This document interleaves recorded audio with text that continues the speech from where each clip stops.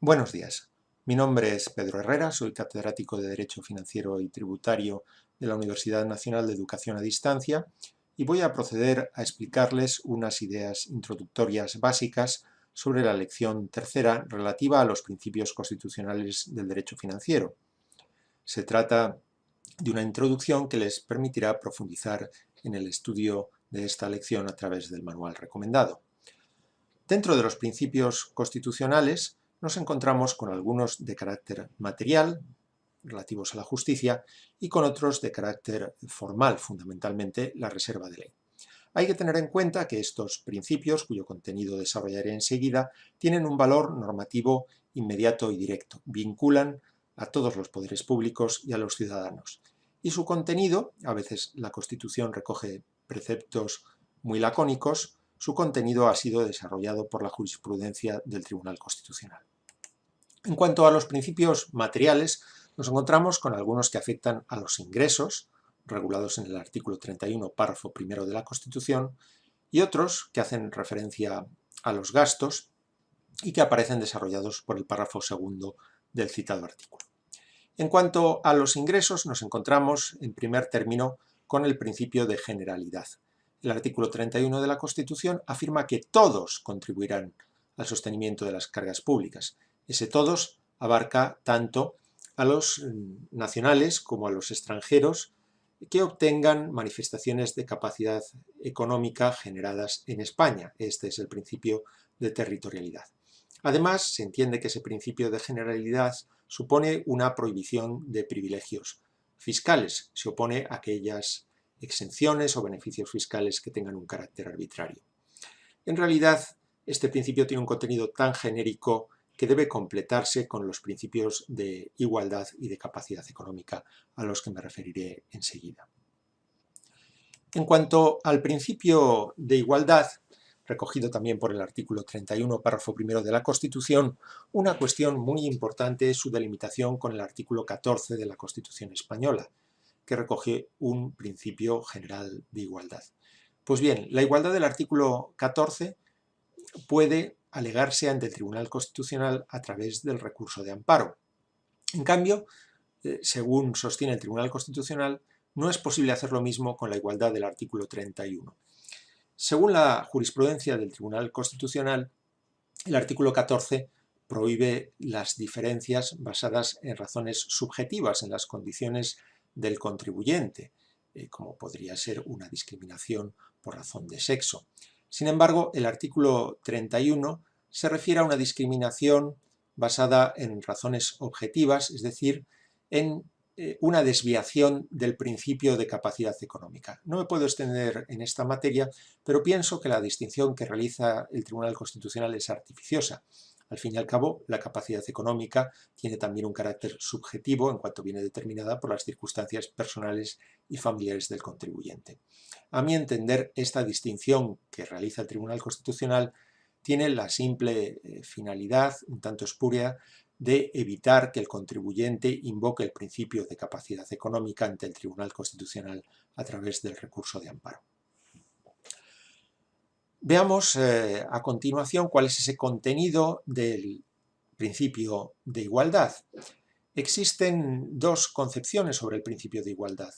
La teoría clásica sostiene que hay que tratar igual a los iguales, de manera desigual a los desiguales, y que para ello necesitamos una medida. ¿Cómo sabemos si dos personas son iguales o no a efectos del pago de los impuestos?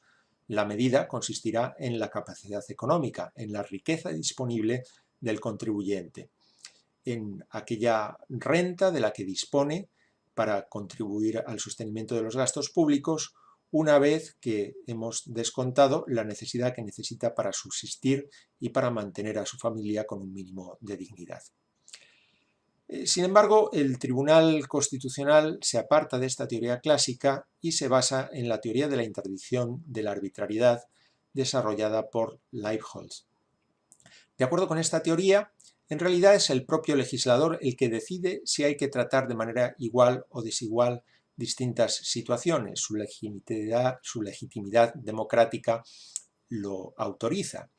Y solamente en los casos en que esa distinción sea completamente arbitraria, en el sentido de que carece de cualquier fundamentación razonable, en este caso el tribunal podría entender que se lesiona el principio de igualdad. En el fondo, esta teoría de la interdicción de la arbitrariedad, a mi entender, a lo que conduce es a una falta de control y a caer en la arbitrariedad que se intenta evitar. El tribunal realiza además un control de proporcionalidad. Por ejemplo, uno de los fines que permitiría realizar un trato desigual entre los contribuyentes sería el evitar el fraude fiscal. Pero, como sucedió con la disposición adicional cuarta de la Ley de Tasas y Precios Públicos, que establecía una cláusula antifraude, si la medida es tan dura que va a castigar a personas que no han mostrado ninguna intención de eludir el impuesto, sino que han obrado correctamente, y sin embargo la dureza de la disposición les va a afectar también a ellos, esa medida sería desproporcionada y por tanto inconstitucional. El tribunal ha elaborado también el llamado criterio de la normalidad de los casos. Quiere decir que el legislador no puede tener en cuenta todas las circunstancias del caso concreto. Por tanto, si algún contribuyente, esto ha sucedido por ejemplo con algunos aspectos de la tributación familiar, se encuentra en unas circunstancias especiales que hacen que la tributación sea injusta, el hecho de que se encuentre en un caso excepcional permitiría afirmar que la regulación genérica de la norma no es inconstitucional. Creo que el tribunal abusa de este criterio de la normalidad de los casos. Un supuesto excepcional en el cual el resultado va a ser claramente injusto para el contribuyente, a mi entender sería inconstitucional si el legislador no prevé una excepción que permita tratar con justicia ese caso concreto. Junto a la igualdad ante la ley, a la que me he referido anteriormente, la Constitución recoge también un principio de igualdad en la aplicación de la ley. Dos supuestos iguales deben recibir la misma aplicación de la ley, deben interpretarse del mismo modo. Sin embargo, ese principio de igualdad en la aplicación de la ley se interpreta de manera muy laxa por la jurisprudencia. Basta que la Administración motive por qué es necesaria una interpretación o una aplicación distinta en el caso concreto para que se respete el principio de igualdad en aplicación de la ley. El principio de igualdad se refiere también al gasto público, pero de ello me ocuparé más adelante al hablar de los principios de justicia en el gasto. Una última cuestión que se trató con más amplitud en la lección anterior es la tensión entre las potestades tributarias de las comunidades autónomas y el principio de igualdad. Si el principio de igualdad se aplicara de manera estricta, no tendría sentido que la carga tributaria variara en cada comunidad autónoma. Sin embargo, puesto que la Constitución recoge ese principio de autonomía de las comunidades autónomas, se entiende que las comunidades están autorizadas para establecer una diversa carga impositiva en su territorio. Veamos ahora el principio de progresividad. El principio de progresividad supone que la carga tributaria debe aumentar en mayor proporción de la que aumenta la riqueza de los contribuyentes. Es decir, un contribuyente que obtenga el doble de renta que otro no debe pagar simplemente el doble, sino que debe pagar en una proporción aún mayor. Ese principio de progresividad se establece expresamente en la Constitución, tiene una función de redistribución de la riqueza entre los ciudadanos y hay que tener en cuenta que no se predica de cada impuesto en particular. De hecho, muchos impuestos, como el impuesto sobre el valor añadido, no solo no son progresivos, sino que probablemente tienen un efecto regresivo. Sin embargo, a juicio del Tribunal Constitucional, esto no lesiona el principio de progresividad, puesto que basta con que las figuras centrales del sistema tributario, básicamente el impuesto sobre la renta, tengan carácter progresivo. La realidad nos muestra que nuestro sistema fiscal en su conjunto cada vez va siendo más regresivo, sobre todo por la gran importancia que adquiere el impuesto sobre el valor añadido. Un límite a la progresividad se encuentra en el principio de no confiscación. Los impuestos no pueden suponer una carga tal que priven a los contribuyentes de su riqueza, de sus propiedades. El problema está en el límite a la confiscación. El Tribunal Constitucional ha afirmado que sería confiscatorio un impuesto sobre la renta cuyo tipo medio de gravamen fuera del 100%. Evidentemente, si tengo que pagar el 100% de mi renta, el impuesto es confiscatorio. La duda sería, ¿y un impuesto que gravara el 98% de la renta no sería confiscatorio? Alguna jurisprudencia antigua del Tribunal Constitucional alemán entendió que el límite de la confiscatoriedad estaba en el 50% de la renta. Sin embargo, esa jurisprudencia posteriormente ha sido revisada y en la actualidad el propio Tribunal Constitucional alemán considera que hay que atender al caso concreto para determinar si el sistema tributario tiene carácter confiscatorio. Por último, nos encontramos con el principio central, el principio de capacidad económica. Esta es, a mi juicio, la verdadera medida de la justicia en el ámbito tributario. Sin embargo, en la jurisprudencia constitucional, la importancia del principio de capacidad económica está relativizada. Por una parte, se considera que es un presupuesto de la imposición. Esto quiere decir que el legislador solo puede gravar aquellos hechos que suponen una manifestación de riqueza. Una manifestación actual, es decir, que se da en el momento presente, realmente, como podría ser la obtención de renta, o incluso una capacidad económica potencial, la que se podría dar, pero no se da. Por ejemplo, si soy titular de un campo que podría explotarse, pero de hecho no lo exploto, y por tanto no obtengo beneficios, sin embargo el tribunal entiende que sigue existiendo una capacidad económica potencial. A juicio del Tribunal Constitucional, solo serían inconstitucionales aquellos impuestos que gravaran manifestaciones, circunstancias que no manifiesten ninguna riqueza. En fin, esto es evidente y limitar a estos extremos el principio de capacidad económica parece excesivo. Es verdad que la capacidad económica también desempeña un papel como medida de la imposición.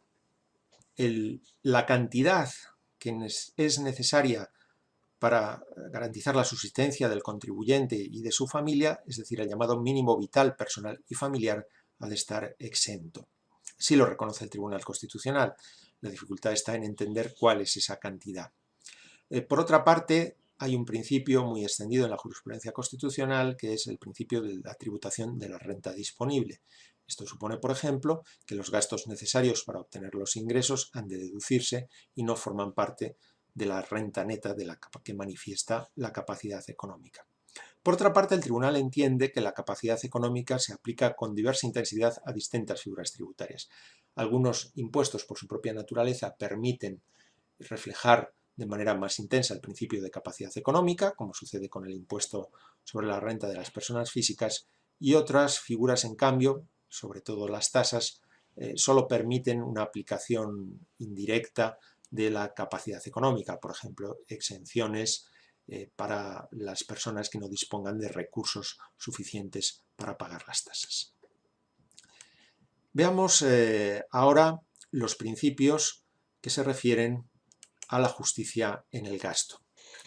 Por una parte tenemos el principio de equidad, de justicia en el gasto de repartirse, también con arreglo a las exigencias de la igualdad, de la justicia.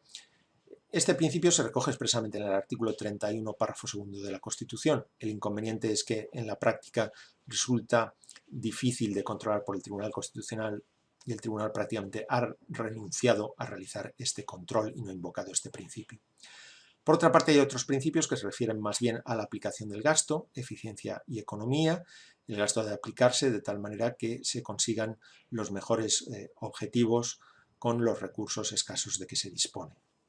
También es un principio relativamente difícil de controlar. Y por último, la reforma del artículo 135 de la Constitución, al imponer una limitación a la deuda pública, tiene también una relación con el gasto. Recordemos también, aunque no sea un principio de justicia, el principio que se recoge en el artículo 135 de la Constitución, según el cual el pago del capital y de los intereses de la deuda tiene prioridad sobre el pago de cualquier otra obligación del Estado, incluso tiene prioridad sobre el pago de las pensiones o de los sueldos de los funcionarios. Veamos ahora el principio formal, la reserva de ley. los recursos financieros han de regularse mediante una norma con rango de ley. ¿Cuál es su ámbito de aplicación? Pues podemos afirmar que se aplica a todos los aspectos de la actividad financiera, al derecho presupuestario, así lo recoge el artículo 134, párrafo primero de la Constitución, los presupuestos han de aprobarse mediante ley, a los tributos, a la regulación del patrimonio público y a la autorización de la emisión de deuda pública. ¿Cuál es su fundamento? Históricamente este se ha buscado en el principio de autoimposición, en la medida en que los impuestos suponen un límite al derecho de propiedad, es necesario que el ciudadano consienta y ese consentimiento se realiza a través de sus representantes democráticos.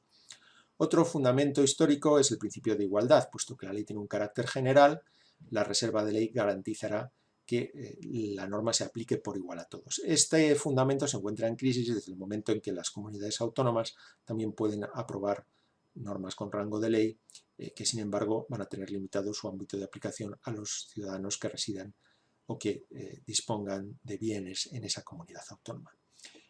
Por tanto, entiendo que en la actualidad el principal fundamento del principio de reserva de ley es el principio democrático.